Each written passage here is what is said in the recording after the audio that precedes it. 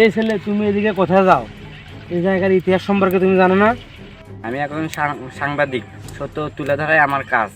এই জায়গায় তুমি যেও না, তোমার বিপদ হতে পারে, এমনকি তোমার জীবনটাও হারাতে পারে। আমি এসবে ভয় পাই না।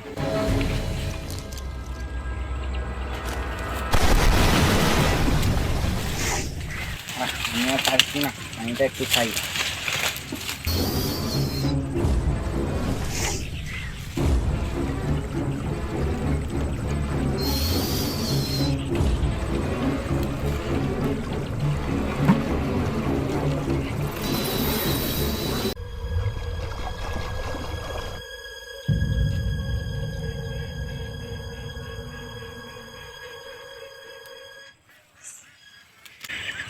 মালটা জায়গা মতো পৌঁছে গেছে।